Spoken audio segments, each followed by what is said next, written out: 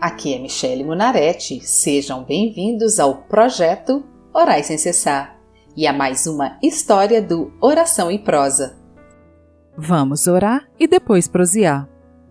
Senhor meu Deus, hoje venho em Tua presença para lhe pedir que me dê consciência e me ensine a respeitar as autoridades que o Senhor colocar em minha vida. Quero não mais abrir brechas em minha vida que me tragam prejuízos financeiros. Quero ser uma pessoa consciente da minha responsabilidade de obedecer a esse mandamento. Venho lhe pedir perdão por todas as vezes que falei mal dos meus superiores, que não obedeci ou ignorei as ordens que recebi deles. Peço ainda perdão quando também falo mal das autoridades que foram constituídas nesse país. Quero colocar cada uma delas em tuas mãos, pois o Senhor pedirá conta às autoridades dos seus atos, sejam bons ou maus. Em nome de Jesus eu oro. Amém.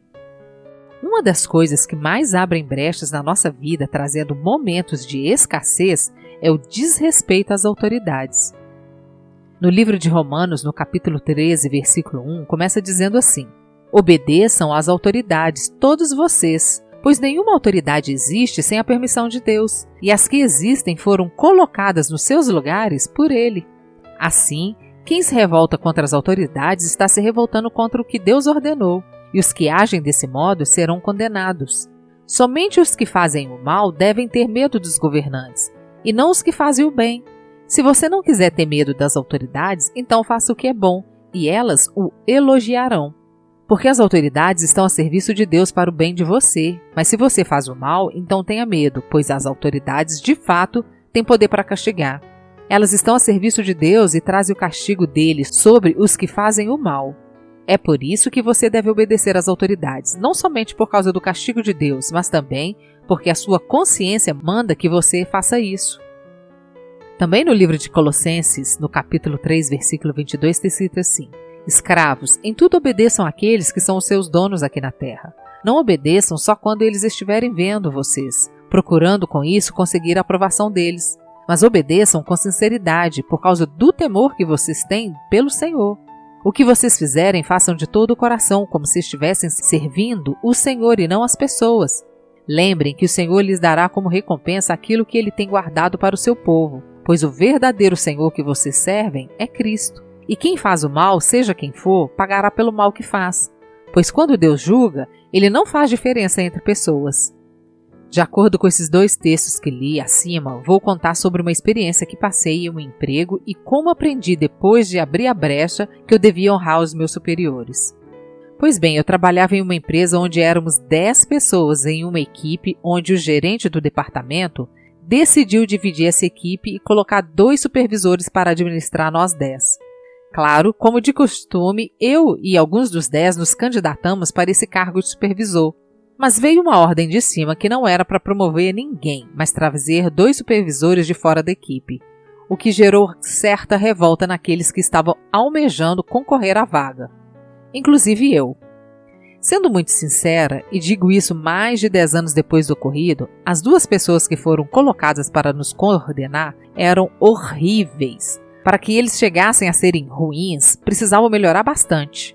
Então, nós que já estávamos revoltados por não podermos participar do processo, ainda estávamos sendo chefiados por pessoas que precisavam ser ensinadas por nós.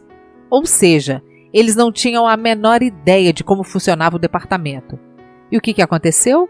Começamos a falar mal deles o tempo todo que podíamos. Era só nos reunir ou trocar conversinhas por e-mail, pois naquela época ainda não havia o WhatsApp. Eu, sendo uma cristã, não me atentei para o fato de que agora eles eram autoridade sobre a minha vida e fiz parte dessa conversação que corrompe os bons costumes.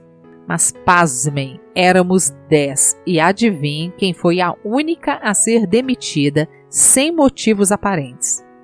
Pois eu realizava meus deveres tão bem quanto antes, mas depois da entrada deles, abri uma brecha na minha vida espiritual e fui a única na época a ser demitida. E quando fui demitida, fui conversar com meu pastor na época, e a primeira coisa que ele me perguntou foi: como era o meu tratamento com meu superior? Se eu falava mal dele pelas costas, e leu exatamente esses 2 textos que mencionei acima. E ali eu entendi o porquê de, apesar de ser a única cristã do grupo, fui a única lesada. Mas hoje eu entendo que foi exatamente por ser a única cristã do grupo que recebi o que recebi. Porque o Senhor Deus não tem por inocente quem conhece os seus mandamentos e a sua palavra. A palavra em Lucas, no capítulo 12, versículo 47 e 48 diz: Aquele servo, porém, que conheceu a vontade de seu senhor e não se aprontou, nem fez segundo a sua vontade, será punido com muitos açoites. Aquele, porém, que não soube a vontade do seu senhor e fez coisas dignas de reprovação, levará poucos açoites. O Senhor não faz acepção de pessoas, por isso, não servos se sobressaem, porque o Senhor não tem filhos mimados.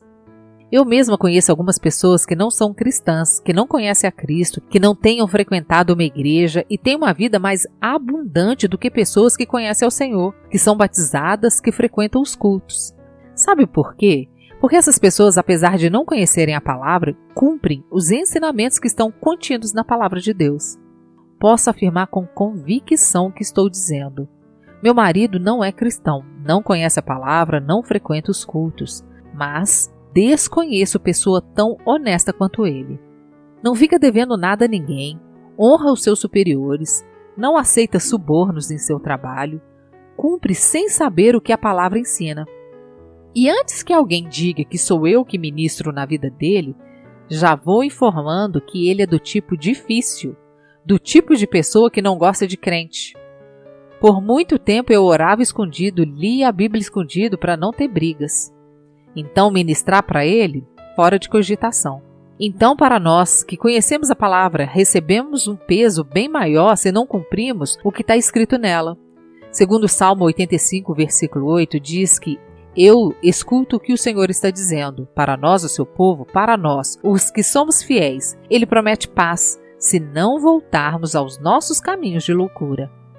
Portanto, queridos irmãos, quero terminar essa prosa pedindo para que cada um de nós avalie a si mesmo e cumpra o que diz Tiago no capítulo 4. Sujeitai-vos, pois, a Deus e resisti ao diabo, e ele fugirá de vós. Então, as nossas provações não se tornarão em privações. Por isso, nos dias de fome, nos fartaremos, segundo a promessa do nosso Deus. Por hoje é só. Acompanhe as próximas histórias do Oração e Prosa. Sejam bem-vindos e acompanhem às segundas e quintas-feiras o projeto Orai Sem Cessar. Se você quer fazer um pedido de oração ou ter acesso a todas as orações escritas e aos episódios gravados, siga a página do Projeto Orai Sem Cessar no Facebook ou entre no site www.projetoraissemcessar.com. Te vejo lá!